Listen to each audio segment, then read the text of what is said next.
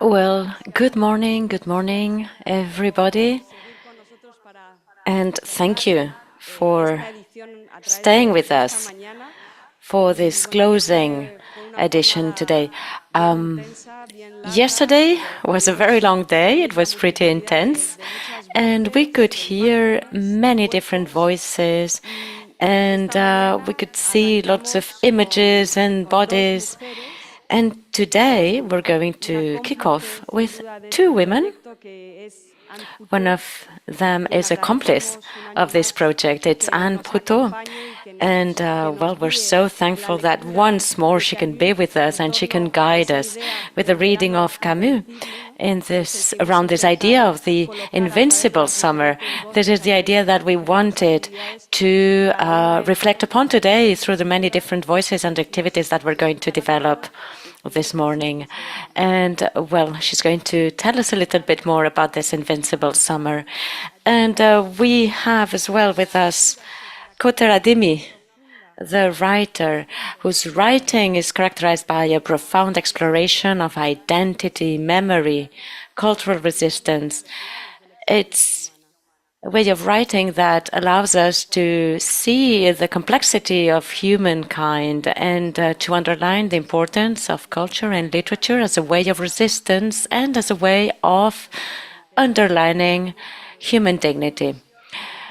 Literature is a tool for reflection and for social criticism, and literature is encompassed within a traditional way of understanding human condition. So, well, I'm going to give the floor to them both, and we're going to kick off the morning session.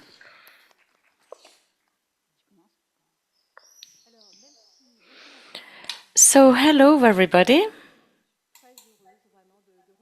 I'm so happy to come back here.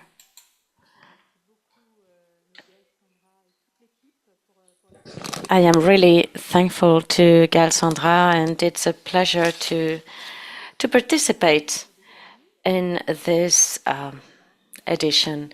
Even if we have not read Camus' work, we all know about the Invincible Summer.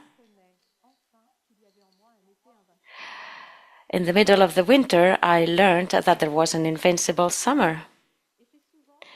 Camus is an artist, and it is often through the creation of images, of poetic images, that he wanted to convey the vision of the world.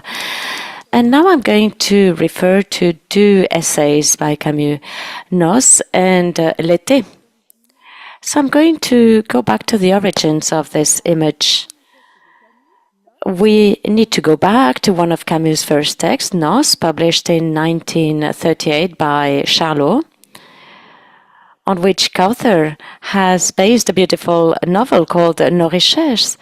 And this is a nod to the name of the bookshop of this man who did so much for the intellectual and artistic life of Algiers in the 30s and 40s. We talk about Tipasa, a Roman town that is 70 kilometers from Algiers. Camus tells us that he goes to Tipasa every Sunday. He strolls along Mont Chenois. He loses himself in the scent of the flowers, in the vegetation. And this is a landscape that is so rich and so beautiful.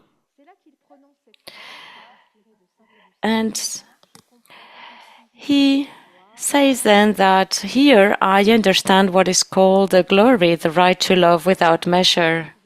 And today, if we go to Tipasa, we can see an engraving of this sentence. And this reflects the experience of being in the world of fervor, exaltation, and Camus likes to feel the golden juice of the world flowing over his lips. He's 20 years old and he's proud of the blue in the sky, the yellow of the sun. It's not always easy to find one's true measure, says Camus, but in Tipasa he feels close to himself, he feels himself. And he's also aware of his precariousness, his fragility, this medal of life, which has a right and a wrong side. And he's turned towards the quest of happiness, but he has experienced great poverty and illness. He has experienced TB, and he bears witness of this contradictory dual experience of the world. So Tipasa is a place of courage. It is a place of strength. It's a place of possibilities.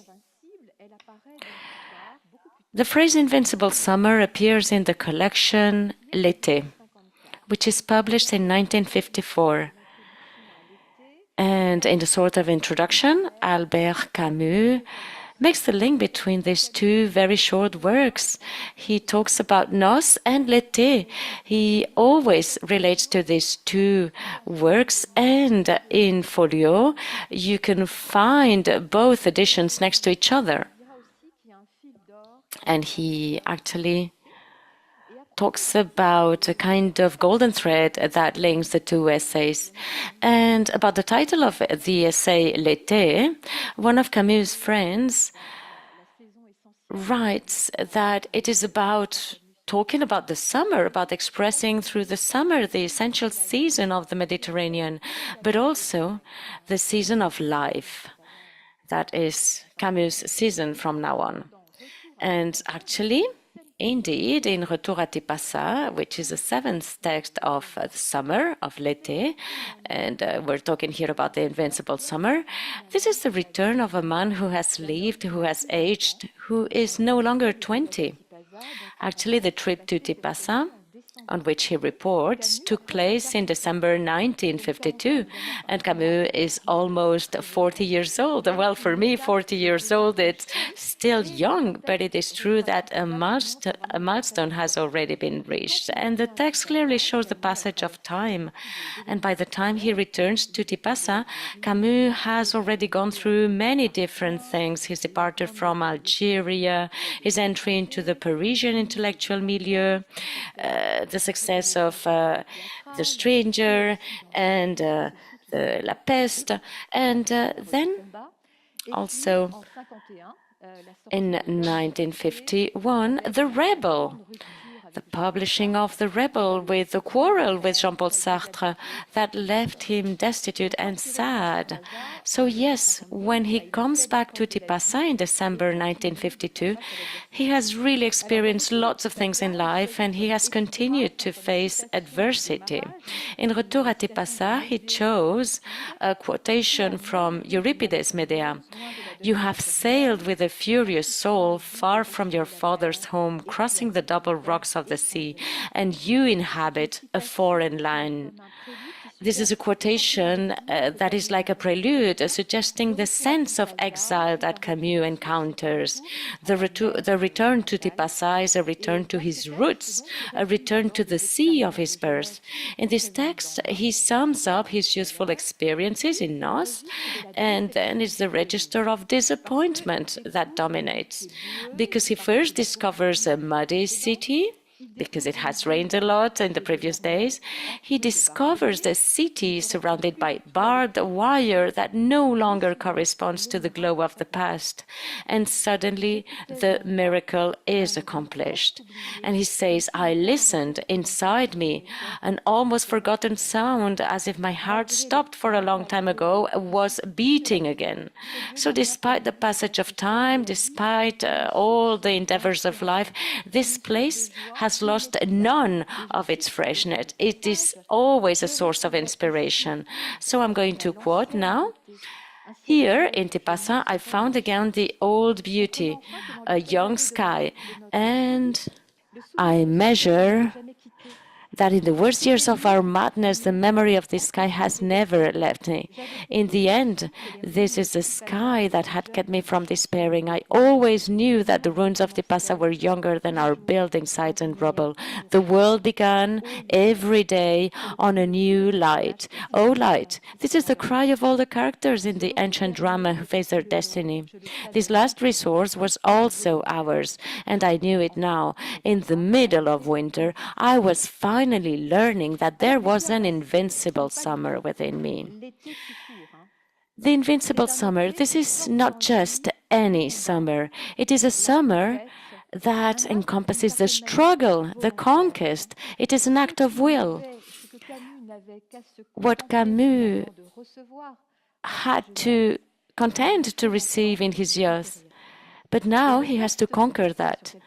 And the text unfolds on several pages. It's very short, and I've drawn from it a few thoughts that resonate with the idea of this topic, the idea of installing within us and between us this invincible summer. So, what does Camus say? He says, keep this freshness intact.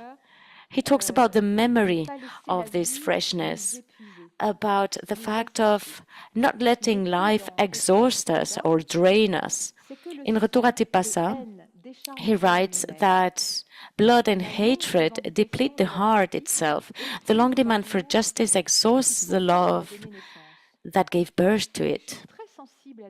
And I'm very sensitive to this argument. It is not about being revolted. It is not about the fight to be right. It's about keeping in mind why we are fighting, in service of what, so that we don't lose the meaning. So, for me, this is a symbol of the bath that Tarot and Rieu are taking in the plague, and they take the time to celebrate friendship by taking a bath while the plague rages. In the play Les Justes, about young Russian revolutionaries, there's the sense of the presence of Dora, which is in love with Yannick, who, in the midst of their struggles, asks for a little time to love, to abandon herself to love, despite the urgency. It's also a question of preserving wonder, the capacity to be surprised. Camus says, a day comes when, because of stiffness, nothing marvels us anymore. After the rainy days in Tipasa, the sun breaks through to reveal a new landscape. And Camus writes, from the sky, a vibrant light descended, giving each tree a sensitive design, a newness of wonder. The earth, in the morning of the world, must have arisen in a similar light. Actually, Camus likes to evoke the times of origin, not to turn sterilely to the past in a nostalgic way, but rather to rediscover the liveliness of origin, to live, and this is very important, to live each present moment as being at the origin, without being biased. Camus thinks about two verbs in Retour à Tipasa. It's very simple. He reflects upon to love and to admire. And I think that these verbs open a new path. In Camus, the verb to admire recurs regularly, and actually, Camus' entire body expresses a feeling of recognition, an in-depthness even, with a nature, a natural aptitude to recognize the beauty of others, especially the writers he admires like Roger Martin Dugard, Dostoevsky, René Char. As an artist, he writes, I began to live in admiration, which in a sense is paradise on earth. The people I have loved have always been better and greater than me. And even in his notebooks, which are a kind of creative diary, there's little room for disparagement, more place rather to testify to his admiration. And he also expresses the same gratitude for the humble people, using the same terms that he talks about in Le Premier Homme to describe the preeminence of his own people. They are and they were and they are greater than I. Finally, in Retour à Tipasa, I recall Camus' last injunction to himself, which is particularly relevant in our context. He says, I would like to avoid evading anything and keep a double memory. Yes, there is beauty, and there are the humiliated. Whatever the difficulties of the undertaking, I would like never to be unfaithful to either of them.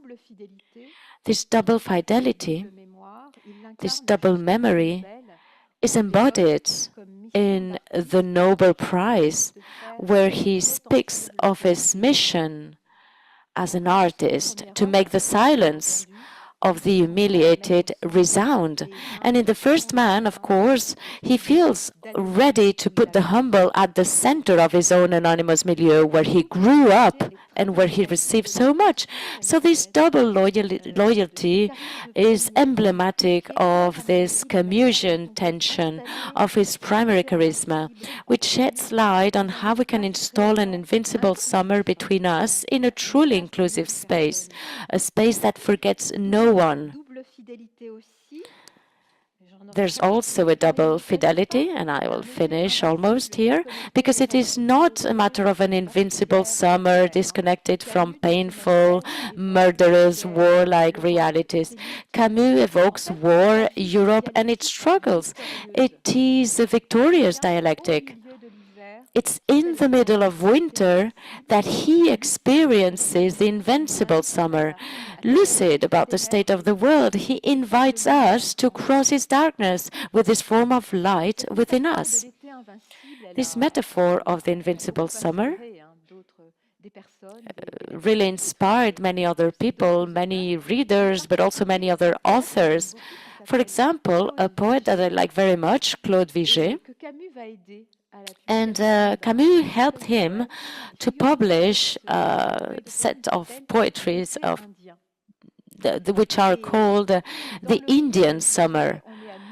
And in Vigée's work, we are in the middle of Roman ruins in the Mediterranean.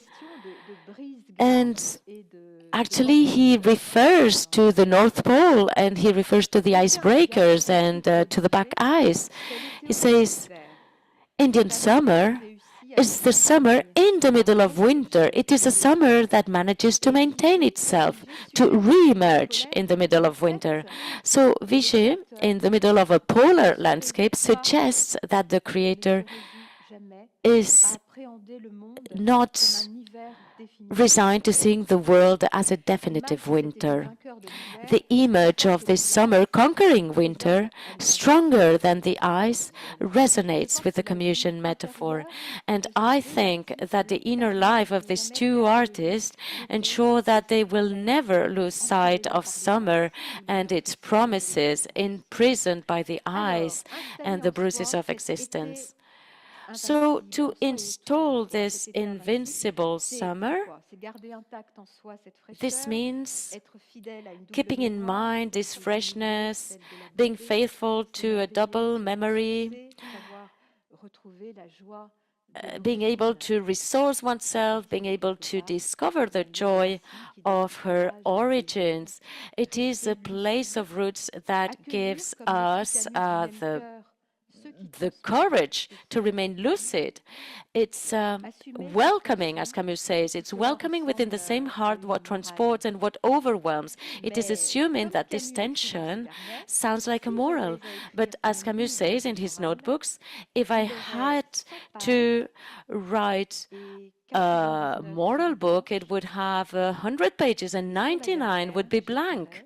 And on the last page, I would write, I only know one duty, and that is to love. Thank you very much.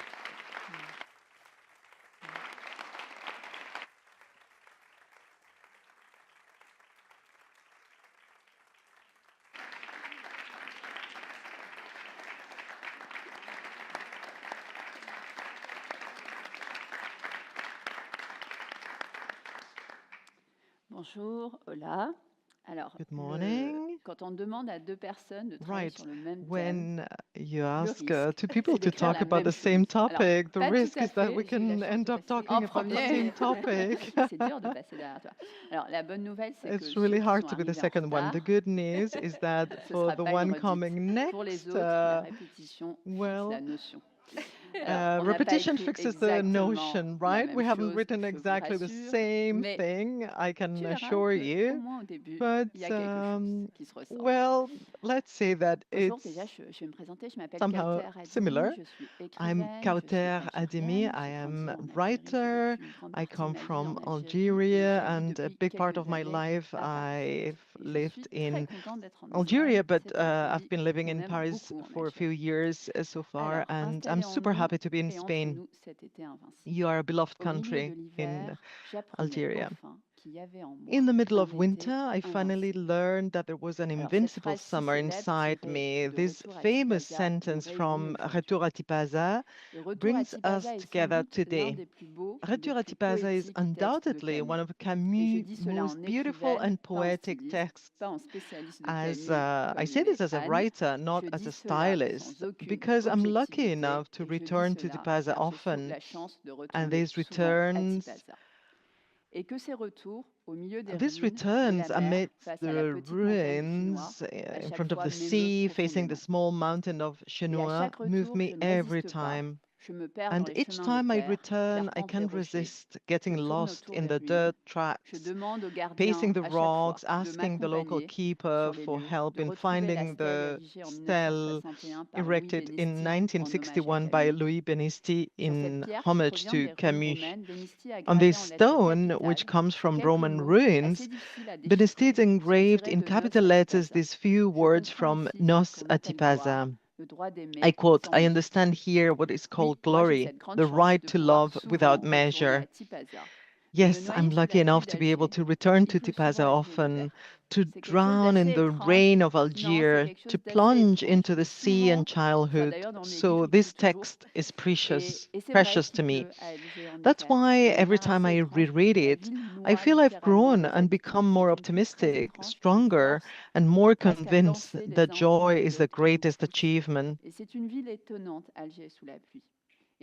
Algiers under the rain is amazing. And every time going back there, swimming back into the childhood and the sea, this text to me is precious. Every time I reread it, I have the feeling that I've grown, I'm more optimistic, stronger, and I'm more convinced that joy is the greatest achievement.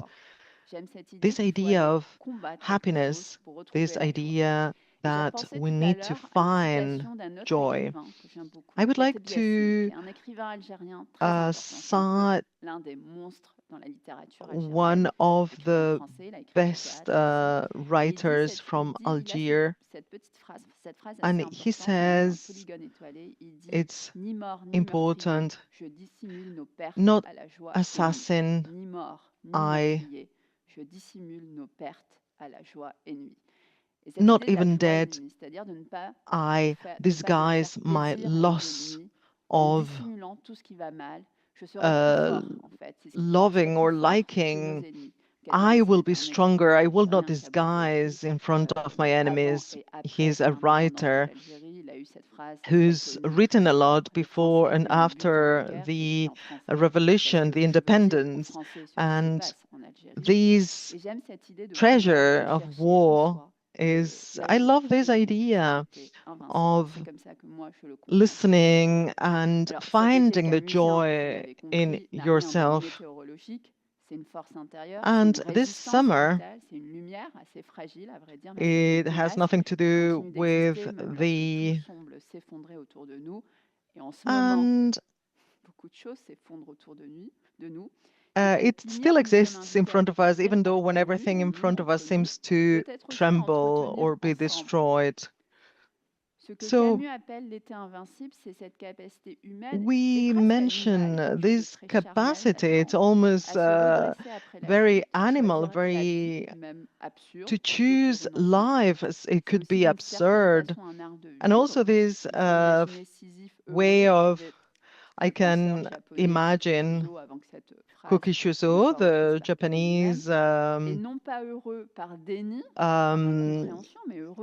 We said you have to imagine Sisyphus happy, wrote Kuki Shuso. Before this phrase was taken up by Camus,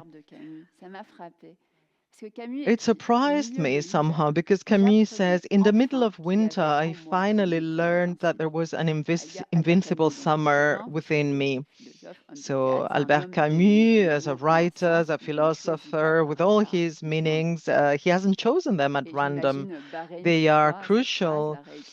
To learn means and rewrite it 1,000 times. My publisher has witnessed there is a sentence in my next book. A few weeks before publishing it, I'm going on and on over a novel of 250 pages, but I'm not pretty sure about that verb. And you know, when you write a book, we call these tests, these drafts. It's the fifth one so far. So it has been drafted, all the post-editing has been done, all the graphic design, but on Monday I should decide what this sentence, this verb is going to look like. So it's important. Albert Camus said to learn. I was looking at this verb, what the meaning of learning is truly, and it means to acquire by the practice, the experience, some knowledge, some savoir-faire, something useful. Camus doesn't say, I have found a word, or I have discovered, or I have realized. It's learning by experience. This is why this quote is very often not correctly understood by politicians, often who love to quote Camus without having read it. And also online, if you check the quotations, it's wrongly written because it's not apprendre, it's not this verb. There are plenty of variations, and in the AI era, we will not need to reflect, not even learn or talk, because plenty of robots will do that for us. So I believe it's reassuring to check that it's necessary to check the texts, the tangible objects, to actually verify what the author has done. So before I came here, I checked in page 109 of the pocket version. He says, and I quote, "Here I rediscovered the old beauty, a young sky, and I measured my luck, understanding at last that in the worst years of our madness, the memory of these skies has never left me." In this, and it was this, I always knew that the ruins of Tipaza were younger than our buildings and sites. Every time I read this sentence, this word comes. The world began anew every day in an ever new light. Oh, light, it's the cry of all the characters placed in ancient drama before their destiny. This last recourse was also ours, and I knew it now. In the middle of winter, I finally learned that I had an invincible summer inside of me. I left Tipaza again and returned to Europe and its struggles, but the memory of that day still sustains me and helps me to welcome with the same heart that transports and what overwhelms. End of quotes. Installing this summer also means reconnecting with this form of joy. It's a serious joy, not frivolous, but rooted in experience. It's not a consolation, it's a conquest, a demand, and perhaps it's a responsibility.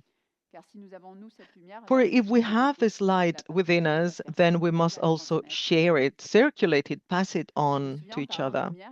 I remember when we talk about lights, there is something we were talking yesterday. This colloquium in Tipaz a few years ago on Albert Camus, organized by the French language department of the University of Algiers when I was a student. I think it was back in 2007 or 8. And I think with researchers and students, Algerians and French, discussing Camus' work, in a kind of intellectual and sensitive communion. And I still remember the little conversations that took place alongside the precious debates, the Roman ruins standing out against the azure blue sky, the sea sparkling in the sunlight.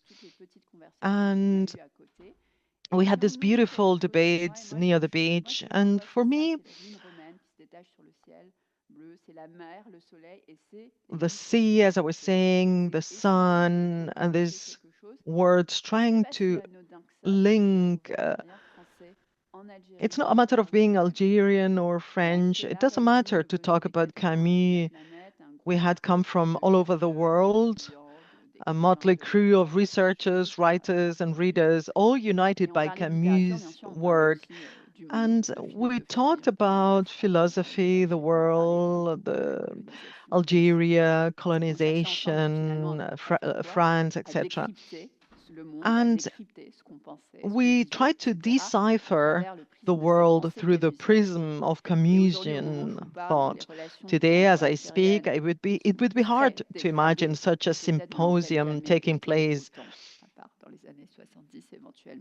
in the 70s up to now. I believe really of bonding and building bridges. It's very precious. This morning, I met here extraordinary people who somehow will be part of my life. And we have talked in Arabic, French, English, and I believe it's really fundamental in our current times because research, culture, university, they are menaced everywhere, everywhere in the world. We are witnessing it. And we need to understand that universities need financial support. We need freedom to learn, to grow. This is why precisely in this moment that Camusian's dialogue and Camusian's idea are fundamental. In my work, Camus has been present for a long, long time. It's really an influence of style, but when I write, I always have Camus novels by my side. It's a sort of presence that reassures me. And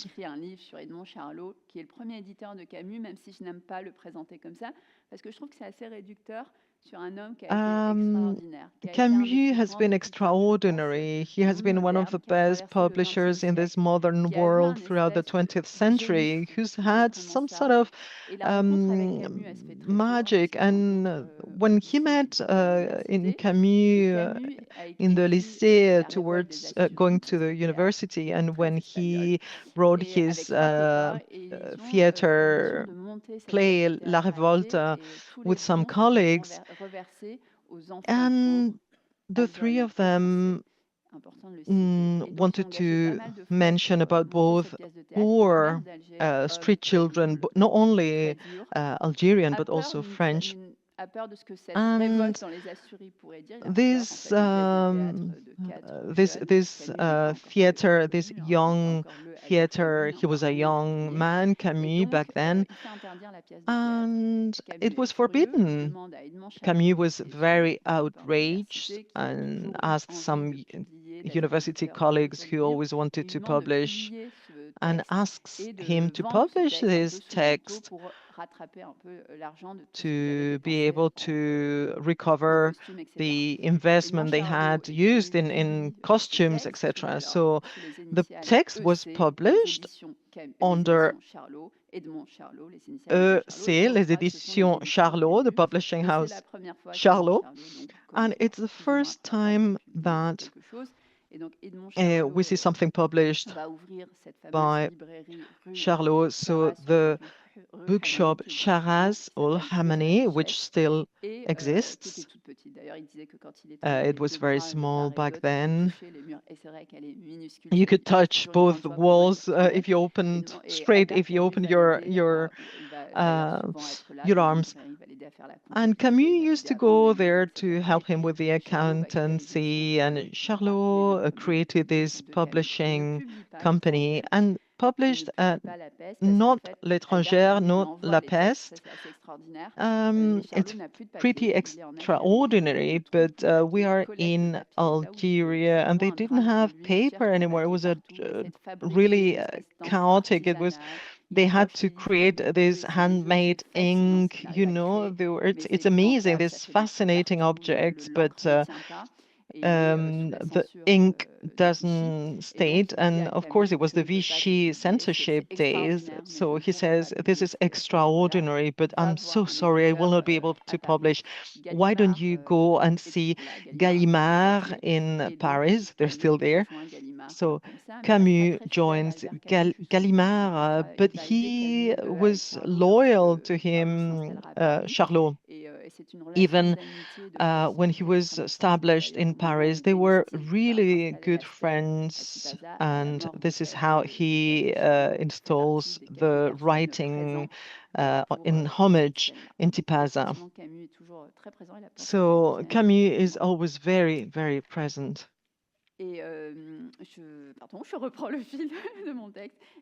I'll go back to my...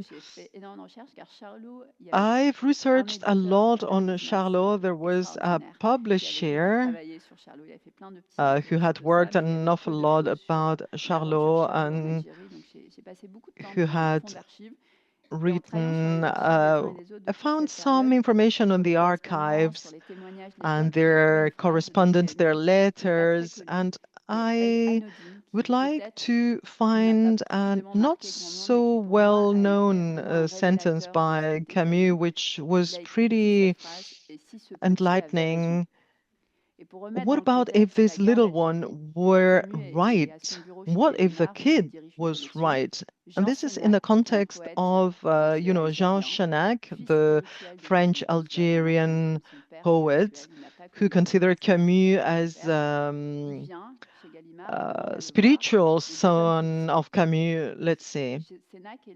And he wants Camus to take a clearer stand on Algeria politically. So the two torture, and he considers Camus' position not to be proportionate to what's going on during those days of war. So the two men argue, and Camus kicks out Sénac. He lives in rage, and he writes the horrible sentence, having to choose between my father and Algeria, I choose Algeria. And this comes afterwards, what if the kid was right, right? So Senac's gone, and the trembling Camus blurts out and then says, what if the kid was right? So really, I believe it's amazing, because this capacity of permanently hesitating to reconsider his perspective. And here we see that Camus has never been a master of moral issues. He was a man riddled with contradictions, torn by doubt, on a constant quest for justice, a man who never ceased to question himself, to challenge himself, to seek dialogue. So in a world of fractured identities, withdrawal, and violence, this summer Invincible is not a luxury, it's a necessity. And perhaps literature holds the key to access and find. So it's very important to read Camus today.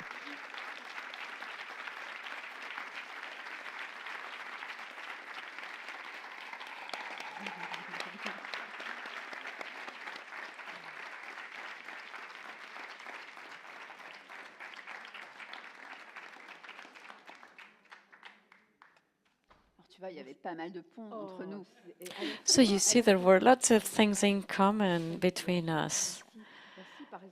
Thank you. Thank you very much. I liked very much when you talk about learning, about the verb to learn. I think that you were very discreet and you didn't talk about yourself. I mean, you are so young. Well, I'm 39, and you have already published a lot. It is your third work, and well, I know that you have had a lot of success, and you received an award for the award for the lycéen. And you were saying that when writing, you had Camus novels around you, and you gave the example of your next book where you're hesitating about a sentence. So yes, I understand that you're very thorough to find the right words. So how, in your work as a writer, how do you think about the setting of this Invincible Summer? Is there a link with that when you write? Well, this is actually a matter that I like very much because, well, I think that we're here amongst friends, and I'm going to reveal something. Now, the next book is called La Joie en Me, and it's a text about a kind of resilience, about a form of resilience. And I think that Algeria is a country that lived lots of wars, and my grandparents experienced the three wars, and my father experienced the Second World War. They knew about the war in Algeria, and in the 90s as well, the civil war, the anti-terrorist struggle. My parents experienced the independence war as well, and I have lived the war during the 90s. So maybe we can be optimistic, and by saying that I only experienced one war in Algeria compared to my grandparents who experienced three. But I think that the battle is not won. I think that we are in a land where we have always been drawn to fighting to be free and to have the right to happiness. And to me, joy is something that does not belong to our culture. My parents had two main concerns. They wanted to keep me alive, and they wanted me not to cross any line, because if I crossed any line, I may not survive. And actually, my mother said, no, I don't want you to be happy. I just want you to be normal. So it may sound horrible. It may sound like my mother was a toxic person. But actually, what my mother meant is that what really matters is to be alive and then to be happy, because happy and dead does not exist. So this is something that I question very much, and I have done a lot of work on this, and I have published from 2007, and from then on I have very little memories about all those previous years. And you know, those years for me, they were very tough, and this is what I keep in my memory. And in 2014, my father comes back to Algeria. My father was a journalist, but he couldn't remain a journalist for a long time. But anyway, you know, he had this camera in the lounge, and he used to record us. So there are tons of recordings from 2007 and then 2014, and the camera would just record absolutely everything. The first day at school, and then birthdays and everything. I mean, he's just recording, and he would record me when reading and everything. And I never wanted to see those recordings again, because it reminds me of very tough times. But actually, quite recently, I just required all those recordings to be digitized. And what I see now when I look at those recordings is very happy children, even though we're talking about the years of war when those recordings were made. And actually, it's completely the opposite of what my memory tells me. I mean, I remember, my memories are the memories of many different attacks and of war and of escaping death and everything. So this is what I keep from those years, from those very tough years, whereas the recordings show happy children playing and everything. So I just thought, well, I don't want to subject any reader to all those sad moments. But you see, again, when I see those recordings, I see children playing and they're happy and they're cheerful. And this is what we obtain as children. And this is the challenge for many adult people, to find this kind of happiness in the middle of a tragedy. So it's difficult. I have written an entire book to say that those times were horrible, and then I have the recordings that contradict that. And I thought, well, maybe I can produce a little film to accompany the book. But I have this object, those recordings, which are completely opposite to what my memory kept in mind. So maybe, of course, it's an archive, but of course, the fact of having an archive means selecting what you file.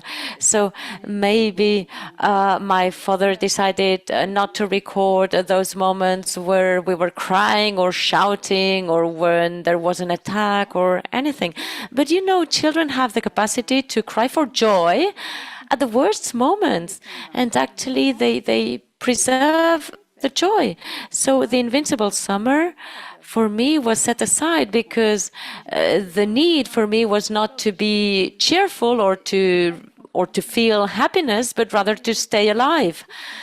But I think that if you oppose those notions, and if you think that the only notion that matters is to survive, because in the end, people who are in conflicts and in war, these people, are stricken by these facts. And I think that we also have the right to happiness, and we must go towards that. And this is sometimes difficult. Well, maybe, I don't know if there are questions. I don't know if there's time for questions. So this is French. I guess that we're okay. Well, this is not a question exactly. I was at this colloquium, Return to Tipasa in Algiers, and the date is 2007, and I remember Camus and the Algerian literature, the space for interdiscourse. And I think that 15 years later, we're continuing the same thing. And this is something that I like very much. And actually, you are reminding us of that stone that was placed in 1971, and the independent Algeria never removed it. We could have said that French presence in Tipasa, we don't want it, but nobody touched that stone. And it's just like with Charlot, there's the portrait of Charlot and everything. Yes, I know. And this has remained there. And this has an extraordinary value. I think that it tells a lot about this Algeria, where I had the joy to come back very often. And the trace of Camus has remained there. And there have always been lots of debates and passionate debates. And sometimes they tell us, oh, we've been told this, and what do you have to say about it? And Camus is read. We can find Camus everywhere. I was at the international exhibition of literature, and there was Camus everywhere. So we have to say that Camus is not forbidden in Algeria, and I think that Camus is valued as an individual, but I think that we should still do better, and we need to keep fighting so that these people stay in the territory and that they keep existing in the territory. And you know, the stone of Camus has never been degraded. There's, you know, all the guardians know about the history behind that. And actually, everybody knows that. So, yeah, I just wanted to remind you of that memory from 2007.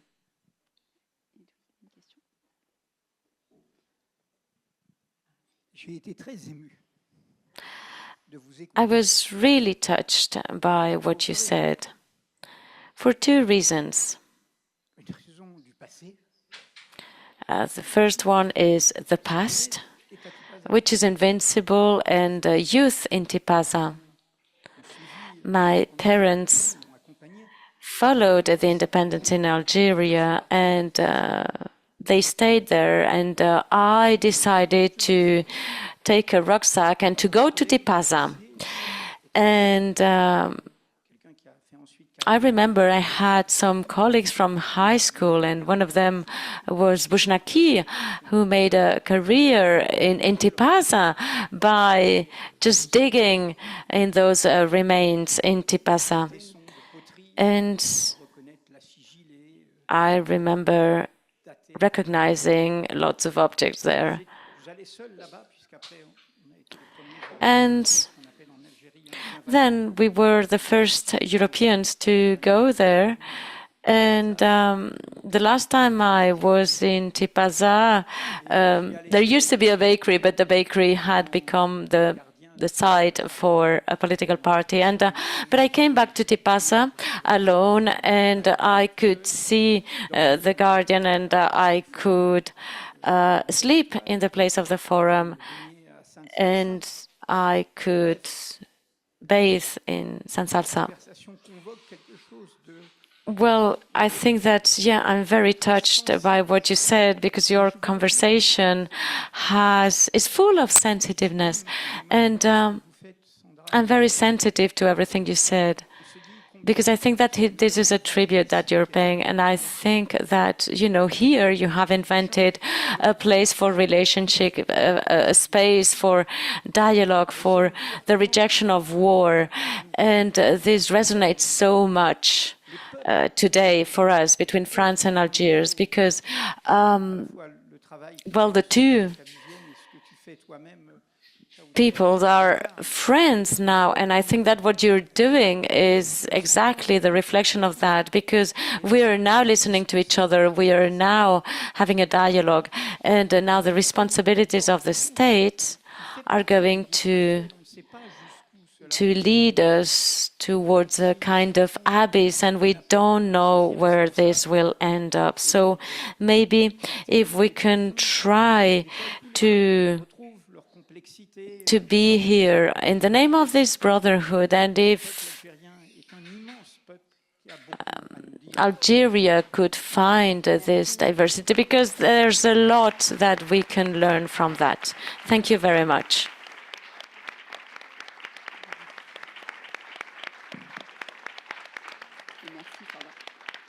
Thank you.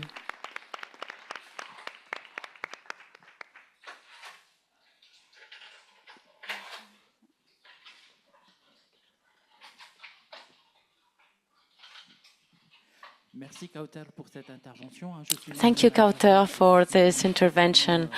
I am Algerian, and I came here especially for this event. I came here to Menorca for this event, these Camus gatherings. I'm a little bit older than you, and I have also witnessed that period of time that you were telling us about. And I have this kind of I keep these memories of joy with the family, but I do not remember having experienced a collective joy. I could only experience joy within my family, within my privacy. So I wanted to know whether you had any memory of collective joy, because In my memories, I remember very much that we were talking about fighting against terrorism, but also fighting against each other. Yes, I do not have the memories of a collective joy either. The streets were full of silence. It's very difficult to recall all this. I went to Oran. And Oran was totally different, for example. It was a totally different city with music in the evenings. But in Algiers, between 94 and 98, I remember being stricken by the silence, and this kind of concern of being there in the evening. And so I do not have any recalling of collective joy. And I remember, like, for example, weddings were a kind of nightmare to organize, because who were the bride and groom, and who was invited, and who were or to what were the families to which the bride and groom belong, and could we ask that person to come, because who's that person, and then if we ask that person, then the next person, how will that person react, and everything. So all this really impeded the collective joy. And there was no collective joy. And this is something that I think about very much, because after the 90s, we have not made any kind of work in order to express this. We have not talked about this. We have not discussed what my generation had to go through with the fear of being killed every day. And I remember I discovered life at university, because before that we couldn't even set a foot in a library or in a shop or anywhere, because it was too risky. It was too dangerous. I remember a friend who was murdered in 2014 in front of the bookshop. And actually, yeah, this happened. So there was no place for joy. So how do we repossess the public space in Algeria? I understood when I went to France in 2009 that for me outdoors were only a place where you go from one point to the other, but you do not have the choice to stay outdoors. And actually, the last attack in Algiers is in 2007, and actually the first one is in 1994, and the last one is in 2007. So 13 years have gone by, and then I moved to France in 2009, and I'm very much touched by all this. So this is very important. And so how do we recover joy, which is a cultural part of our DNA? And I think that this is a matter regarding collective joy, and this is something that society have to think about. And it's the same for people in public space, but I think that joy is not part of the political discourse and the political narrative, because we have gone through lots of drama, lots of tragedy, and I think that there's this kind of layers, we have to survive, whereas others have the right to live in joy.